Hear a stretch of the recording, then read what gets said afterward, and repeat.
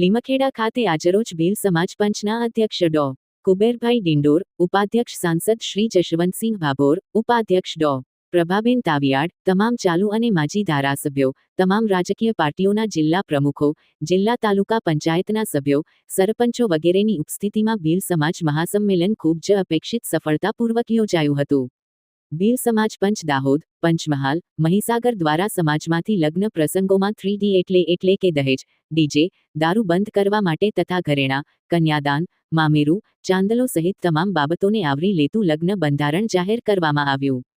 ખર્ચાળ રીત રિવાજો અને વ્યસનમુક્તિ માટે સમાજ ઉપયોગી ચર્ચાઓ કરવામાં આવી. ભીલ સમાજ મહાસંમેલન ખૂબ જ સફળ રહ્યું હતું. આપણા રાજકીય નેતાઓને જે તે વિષય પર કેન્દ્રિત થઈ વાત કરવાની ફાવટ ન હોવાથી તેઓની કેટલીક બિનજરૂરી અને વિષય બહારની વાતોથી કેટલાકને અસંતોષ થયો હોઈ શકે, પરંતુ સંમેલન બિલકુલ રાજકીય ભેદભાવ વગર તમામ રાજકીય પાર્ટીઓના નેતાઓની ઉપસ્થિતિમાં યોજાયું હતું. સૌએ સર્વાનુમતે દહેજ, ડીજે, દારૂને તિલાંજલિ આપવા જણાવ્યું હતું અને લગ્ન બંધારણનો અમલ કરવા માટે જણાવ્યું હતું. છેલ્લા એક મહિનાથી મહેનત કરી રહેલા તમામ કાર્યકરો, સમાજજનો અને આયોજકો અભિનંદનને પાત્ર છે, સન્માનને પાત્ર છે. દાપમના દરેક તાલુકામાં આવા સંમેલન યોજવાની જરૂર છે.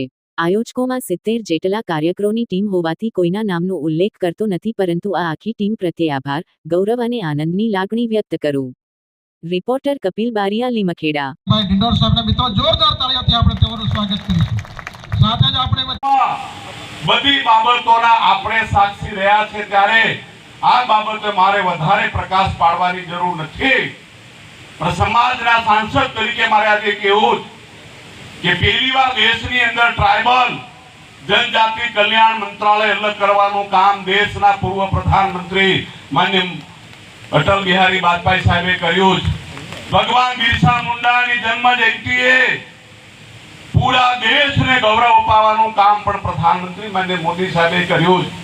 મોદી સાહેબ ગુજરાતના તત્કાલીન મુખ્યમંત્રી હતા ત્યારે વનબંધુ કલ્યાણ યોજના 10 મુદ્દાનો કાર્યક્રમ, ગૌ માતા, ગંગા માતા, ગરીબ પ્રમુખ સાહેબે કીધું, કોંગ્રેસના પ્રમુખ કઈ જતા ને ભાઈ બેઠા છે કે હુવાવડ કરવા જાય કે સીઝર કરવું પડે છે, એવું બોલ્યા હતા. એવું બોલે ને તમને કેમ સીઝર કરવું પડે છે? આ તમારા આપણે હમણાં અહીંયા બેઠા છે, આપણે તમારો બધો જન્મ ક્યાં થયો ભાઈ? અલા ઘરે મારો જન્મ કરે ખેતરમાં થયો, મારા માં ડાંગર વાટતા ખેતરમાં જન્મ થયો. શ્રમ મટી ગયો મિત્રો. આપણે એ શ્રમદાન એ પણ કરવું પડશે.